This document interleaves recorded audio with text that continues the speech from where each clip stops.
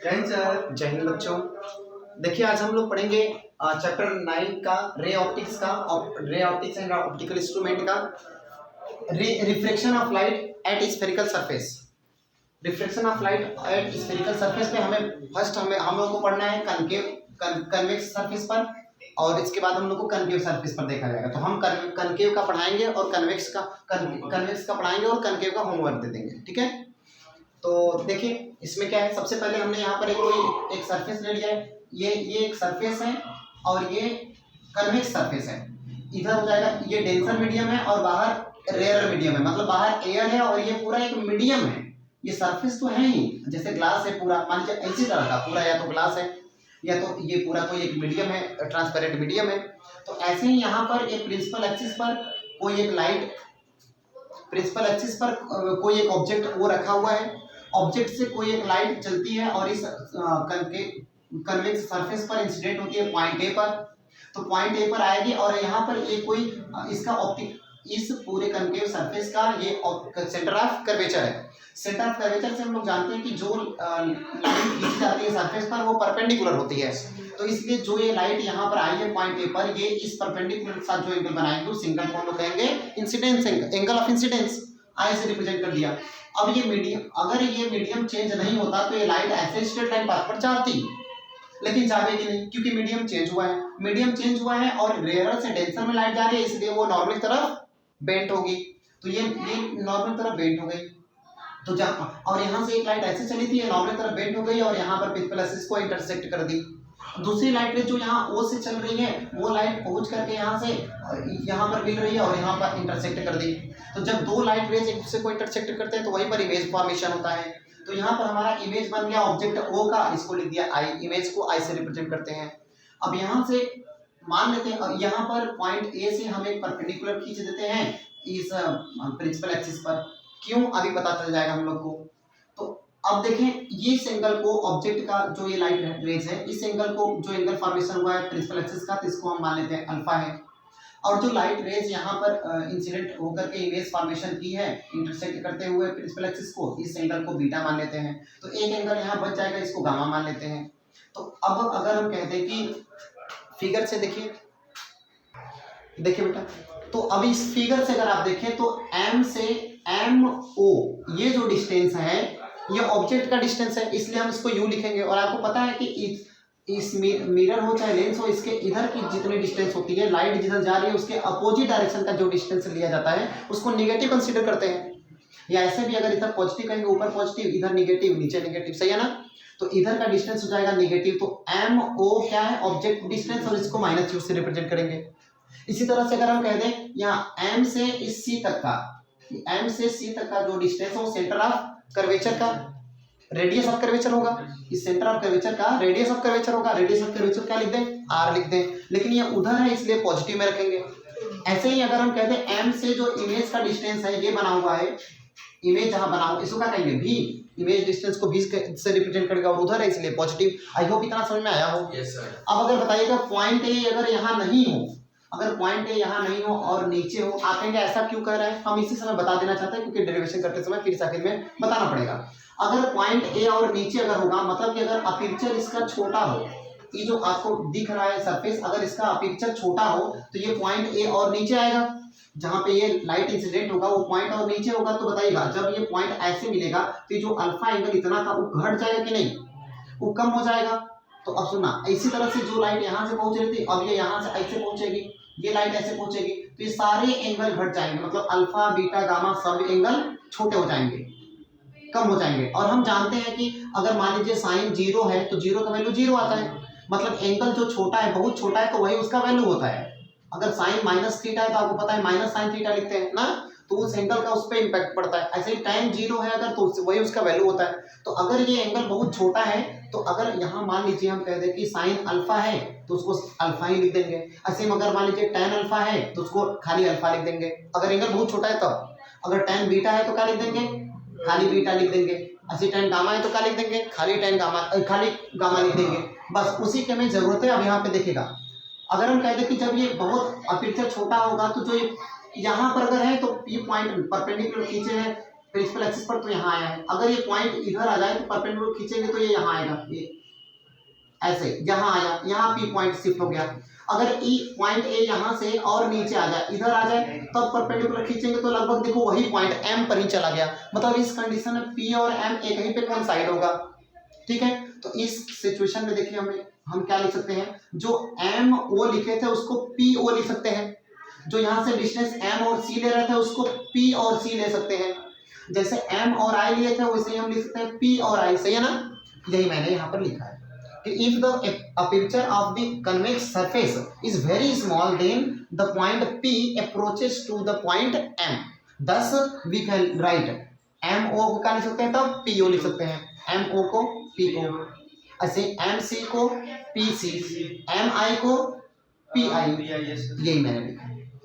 अब बताइए, अब हम लोग को क्या करना है, इन ट्रायंगल OAC को देखिए। आप कहेंगे आपको पता कैसे चला कि यही लेना है, तो सुने, हमें रिफ्लेक्शन हो रहा है तो स्नेल्स लॉ लगाना है। स्नेल्स लॉ इक्वल टू होता है sin i by sin r equal to n या n2 by n1।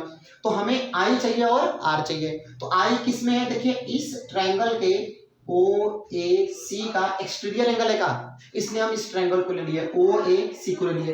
तो OAC में देखिए, OAC में I इक्वल टू ये एक्सटीरियर एंगल किसी ट्रायंगल के दो जो इंटीरियर एंगल होते हैं उनके सम के इक्वल होता है, तो मैंने यहाँ पर लिख दिया उनके सम के इक्वल। ये हो गया अल्फा और ये हो गया गामा, लिख दिया, इक्वेशन 1 हो गया। अब इसी तरह से बेटा अब हमें R भी चाहिए, तो R किस में है, वो CAI वाले ट्रायंगल में है, तो लिख दिया इन ट्रायंगल CAI। तो CAI में बताइएगा इसका एक एक्सटीरियर एंगल कौन है, गामा, तो गामा किसके सम के इक्वल होगा, R और बीटा के, तो गामा इक्वल टू बीटा और R। तो यहाँ से R इक्वल टू निकालेंगे तो gamma minus beta, equation number 2 छोड़ दीजिए। बताइए स्नेल्स लॉ इतना होता है क्या। अब हम बोल चुके but in this case in case of very small aperture sine i खाली आई होगा, अपर्चर क्या होगा जाएगा, साइन आई खाली क्या हो जाएगा, आई हो जाएगा, एंड साइन आर क्या हो जाएगा बेटा, खाली आर हो जाएगा। तो बताइए then the above equation can be written as, the above equation can be written as, इसको लिख सकते हैं खाली i by r लिख सकते हैं equal to n2 by n1। जरा i का वैल्यू बताइए बेटा, तो क्या है, अल्फा प्लस गामा, तो यहाँ लिख दीजिए अल्फा प्लस गामा। एक काम करिए n1 को इधर मल्टीप्लाई भी कर लीजिए, एक लाइन हम लोग का बच जाएगा। अब इक्वल टू बताइए, इक्वल टू r को उधर मल्टीप्लाई करिए n2 r, r का वैल्यू बताइए क्या बेटा, beta gamma minus gamma minus beta, ठीक है। अब इसके बाद वहां लिखते हैं, देखिए बेटा, तो अब यहाँ पर अंदर मल्टीप्लाई कर दीजिए n1 अल्फा प्लस, बोलिए n1 गामा ना, n1 gamma equal to n2 gamma minus n2 beta, सही है क्या, ठीक है। यहाँ से n2 बीटा। अब बताएं इसको सब गामा को एक साइड कर दीजिए, अकेले करिए, तो n2 माइनस n1 बार हो जाएगा गामा, और इधर हो जाएगा n1 plus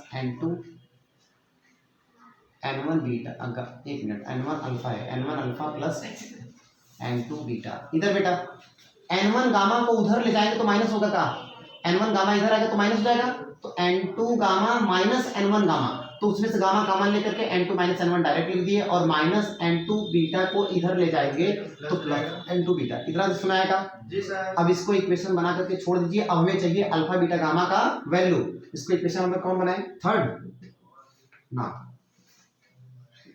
for alpha beta and gamma.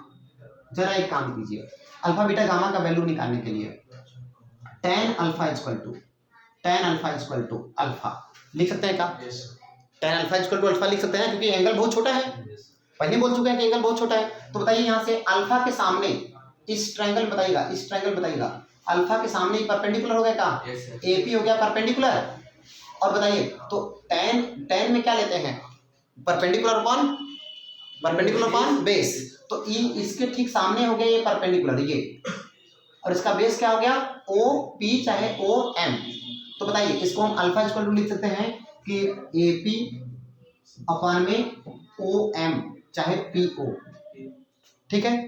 अब बताइएगा इसका वैल्यू एपी को ऐसे छोड़ दीजिए, alpha is equal to AP को ऐसे छोड़ दीजिए, alpha is equal to AP.